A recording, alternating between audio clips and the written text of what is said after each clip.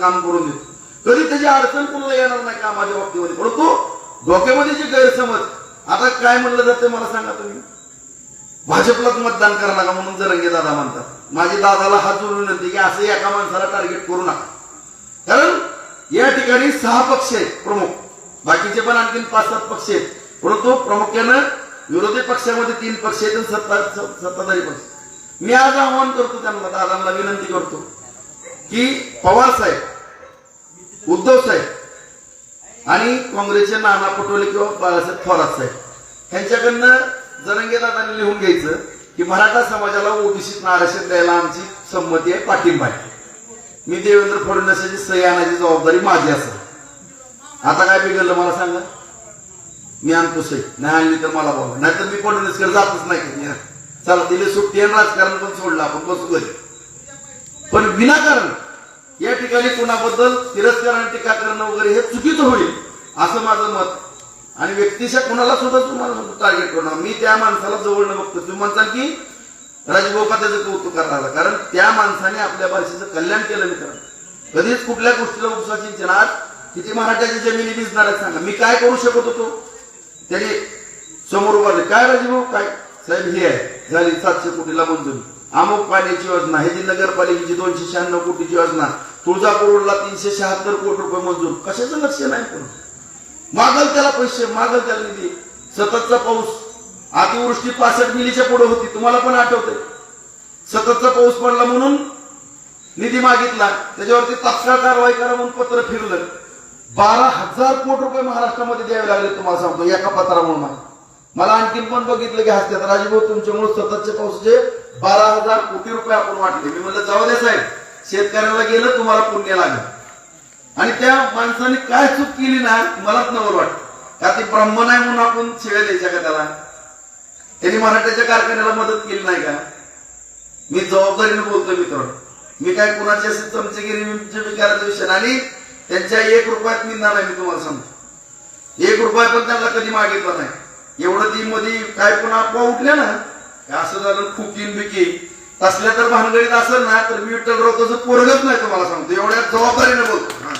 असल्यात सुद्धा निंदा नाही मी तुम्हाला सांगतो. पण जे काम केलंय त्याच माणसाचं मी कौतुक करेन.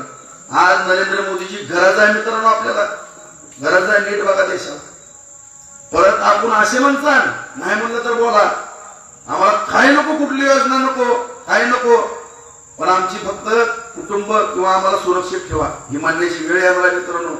नीट बघा कडनं काय चाललंय देशाच्या. शेवटी देशात या गावामध्ये सुद्धा देशासाठी शहीद झालेले माझे जवान आहेत. 4 जणांनी आपली आहुती बलिदान दिलेलं आहे मित्रांनो. सर्वोच्च समोर मेजर बसल्यात. काय परिस्थिती आहे बघा, बांगलादेशामध्ये काय चाललंय बघा.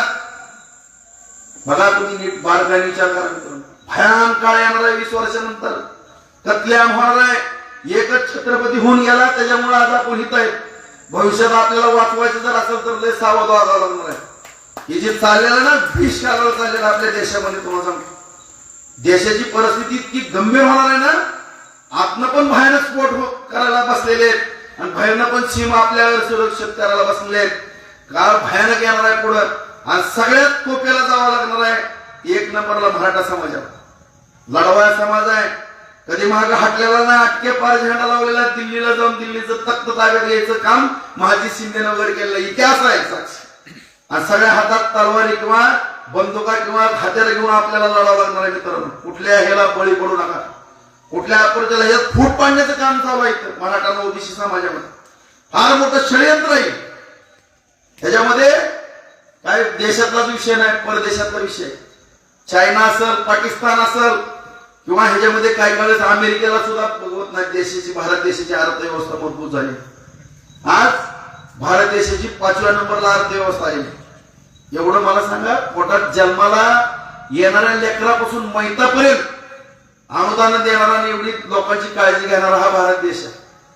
कुठल्या बाबतीत कमी पडला, कुठली योजना नाही आपल्याला सांगा. आता सुद्धा नव्यानं मुख्यमंत्री लाडली बहीण योजना आणली. भविष्यात सुद्धा शेतकरी लाडला बहुमूल योजना येणार आहे. शेतकऱ्या सुद्धा बाबतीमध्ये चांगला निर्णय होणार. आणि एवढ्या निर्णय घेणारा आहेच कुठलं सरकार मला सांगा. आणि तुम्ही गांभीर्याने तरुण पिढी तर खास करून बघा मित्रांनो. आमचं काय बघा, आमचं 25-55, आम्ही 20 वर्ष 25 वर्ष आणखी 75-80 लय झालं. ते पण नीटनेटकं व्यायाम बियाम करून राहतो. नंतर आम्ही जर कुठल्या चुकीच्या ठिकाणी गेलो तर आमचा पण 60-65 मध्ये कार्यक्रम होईल. परंतु येणारी पिढी तरुणांना तुमचं भविष्य आहे. तुम्ही काटेरी मुकुट आहे आता तुमच्याकडे. त्याच्यामुळं कुठलं सरकार देशामध्ये असणं, कुठलं सरकारमध्ये आपण सुरक्षित असणं. आज लोकसभेला बघा काय झालं. उद्धव ठाकरेची काय खासदार निवडून आले मित्रांनो, त्याच्या मिरवणुका नीट बघा, सगळं बघा, तुम्ही तपासा. त्यामुळे खऱ्या अर्थानं या मोदी साहेबांची गरज किती आहे, अमित शहाची गरज किती आहे, भारतीय जनता पार्टीच्या सरकारची गरज किती आहे. शेवटी मी किती जरी काय केलं आणि तुमच्या मनात ठरवलंच किंवा नाही आरक्षणाचा मुद्दा आहे, राजभाऊ तुम्ही चुकीच्या पक्षात आहे, तुमचा पण आम्ही कार्यक्रम करू, खुशाल करा, माझं काही हरकत नाही, काही हरकत नाही. मी आयुष्यभर तुमची सेवा करायला समर्थ आहे. तर तुम्ही मला सांभाळलंय पण तेवढं. 5 निवडणुका लढवल्या, 3 पडलो, 2 जिंकलो. ज्या दिवशी पडलो त्याच्या दुसऱ्या दिवशी 8:30-9ला मी ऑफिसमध्ये बसलो. कधी पाठ दाखवली नाही मी विरोधकाला किंवा दुश्मनाला, कारण छत्रपतीचा छाव आहे मी, पण मावळा आहे तुम्हाला सांगतो, कधी दाखवणार पण नाही. मी पडलो तरी सुद्धा तिथं थांबलो तुम्हाला सांगतो काम करत, कधीच कटाळलो नाही, कारण मायासाठी झाकलेले आहेत. कारण पूर्वी म्हणत होते पडलं की निघून जातो, त्याच्यामुळे विरोधकाला सारायचं. पण मी कधी पाठ दाखवली नाही, कधी बिहर नाही, छातीचा कोट करून लढलो. भविष्यात पण तुमच्याकडनं जर तुमच्या मनातला गैरसमज निघलाच नाही आणि तुम्ही जर म्हणत असाल भाऊ ही पक्ष चुकीचा आहे, ती चुकीचा आहे, काय चुकीचं आहे मला सांगा. 4-4 हजार कोटी देणारा पक्ष चुकीचा आहे का? एवढं पाणी देणारा चुकीचा आहे का? 800-150 कोटी रुपये सगळ्या माझ्या माता माऊली रानावनाने भटकत पाणी 1-1 किलोमीटरनं प्यायला आणायचं, त्या योजना दिल्या ती चुकीचं आहे का? एवढा मोठा सोलापूरचा रोड 2 तास पानगावरून सोलापूरला जायला लागायचे, पाठीचे मनके बाद व्हायची, ही रस्ता चंद्रकांत दिला ती चुकीचा आहे का? तुळजापूरला आई जगदंबेला जाणारा दिलेला रस्ता चुकीचा आहे का? परंडा रस्ता चुकीचा आहे का?